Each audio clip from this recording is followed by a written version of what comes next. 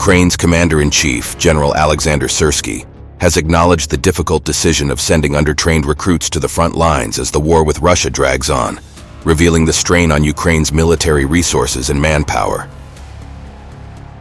In an interview with CNN, Syrsky admitted that many of the new conscripts had been deployed with only minimal preparation, a decision driven by the intensifying dynamics of the conflict. Of course, everyone wants the level of training to be the best. At the same time, the dynamics at the front require us to put conscripted servicemen into service as soon as possible. According to Syrsky, new recruits receive just 1 month of basic military training followed by a brief period of specialized training, ranging from 2 weeks to a month, before being sent into combat. This accelerated training schedule underscores the immense pressure on Ukraine's military, which has struggled to replenish its ranks amid high casualty rates and prolonged fighting. Syrsky also highlighted the technological imbalance between Ukrainian and Russian forces, describing Russia's substantial military advantages.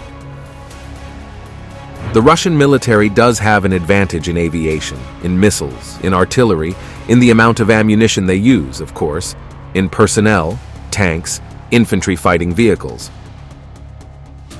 This gap has been a recurring challenge for Ukraine, with Syrsky reiterating that it severely impacts their ability to maintain momentum in key areas of the front.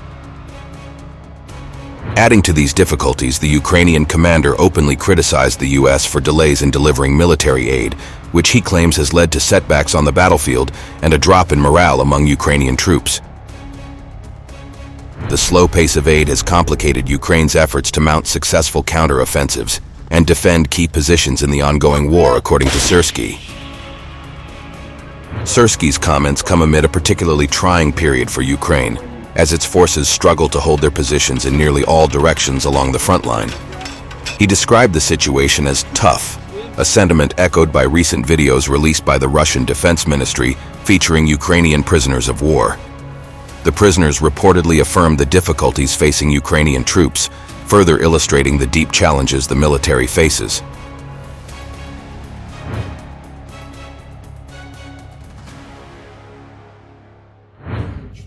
In 2004, I joined a radiological, chemical, and biological protection unit, a company within the 28th Brigade, mechanized, named after the night of the Winter Campaign. The unit began actively producing various types of chemical, explosive, and incendiary devices, specifically for drones. The laboratory was located in the Donetsk region and distributed these devices to different units. Initially, there were only 2 people involved, but eventually, a whole platoon of 30 people was engaged in making these devices. We started in Alexeyevo-Drushkovka and later moved to Kramatorsk. When Russian missiles began to actively target Alexeyevo-Drushkovka, an order was given to relocate the laboratory. It was of a mobile type, and if it wasn't hit, it would stay in one place. However, if there was any strike in the area, whether in a village or elsewhere, an order would be given to relocate it, and within 2 hours it would be packed up and moved. This happened in the village of Sergeyevka, Kramatorsk district. When we arrived near Kramatorsk, we were given clear instructions. Always wear civilian clothes when walking through the streets, never mention our unit, and maintain complete secrecy. There was an old man living there who previously took care of these houses, as well as some elderly women and men and women who were engaged in farming and dairy production. They didn't even suspect that we were there. Relatives would visit, and we would teach them how to cook. In June 1924, before I moved to the 5th Rifle Battalion, we were producing 130 devices a day, of various types and weights.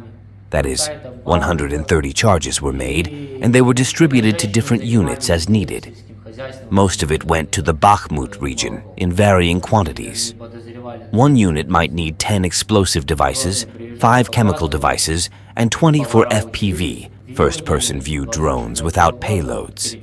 If they placed an order, we made it for them. In total, about 130 devices were produced per day, and around 1,000 per week of different types.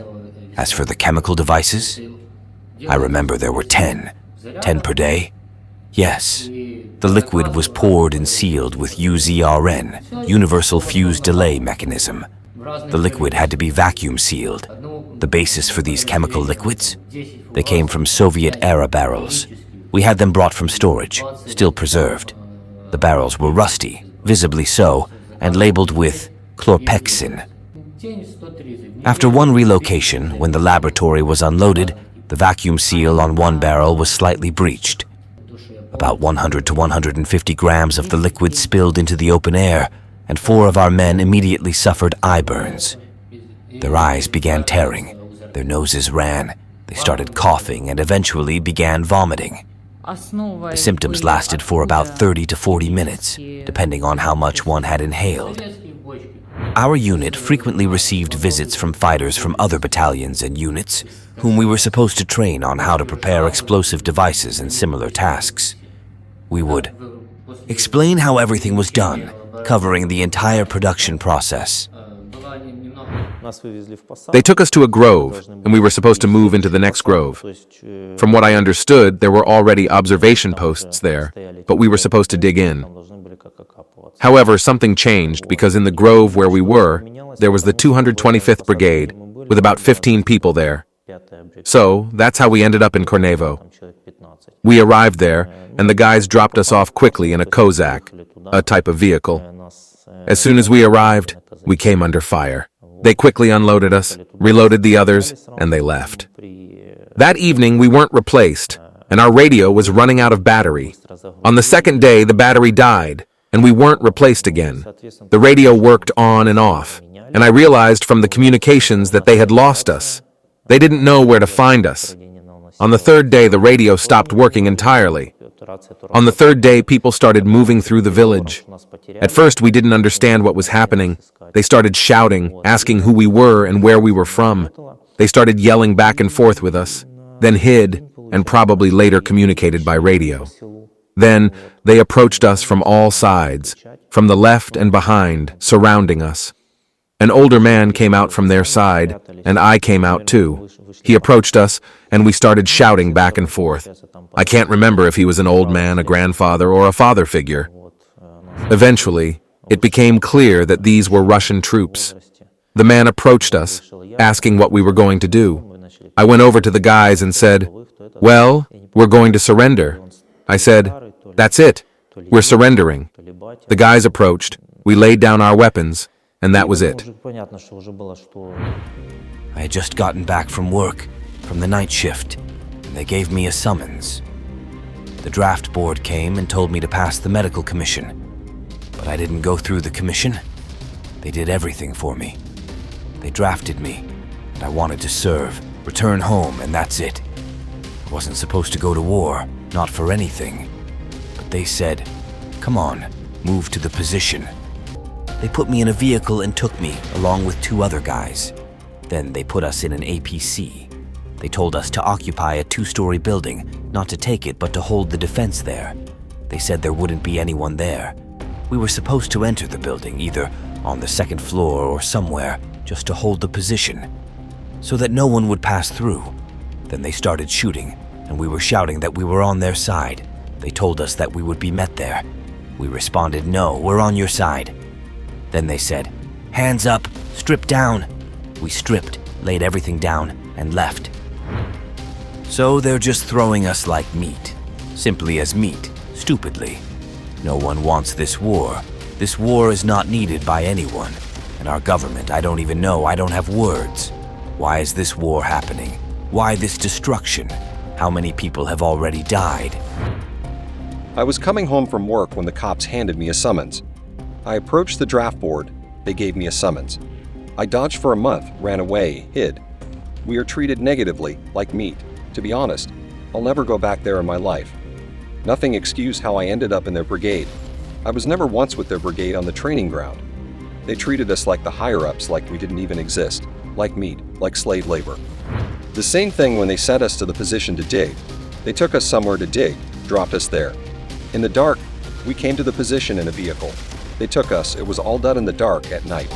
They said it would be for 3 days, but it turned out not to be 3 days, but 7 days. I'm against the war. I want there to be a truce. for some kind of agreement, please, please, enough of this bloodshed and throwing people into the main slaughter. I said goodbye to life at least 10 times so as not to lie to you. They brought us in. We sat in the bunker for 10 days. We couldn't even stick our heads out because there were constant strikes. The drone was always hanging overhead. Constantly strikes. I came out and said, guys, do an evacuation at least 100 meters. The guys said, hang on just a little longer. The next day they took us. The guys came to the position, entered the bunker. We told them, we're on your side. Don't shoot. Everything's okay. They told us, come out with your hands up. We came out, said, guys, don't shoot. We're surrendering. No one wants to fight. We're just sitting here. No one is taking us. I'll even have words. They just threw us like meat. We were sitting there like kittens, even afraid to stick our heads out because drones were always hovering over us. The first time, I didn't want to go to the position at all. I refused. They told me go or else. Then I called a lawyer, and she said I would end up in prison. Refusal to follow orders, criminal liability. Don't go to the position 7 years. That's what they openly told me.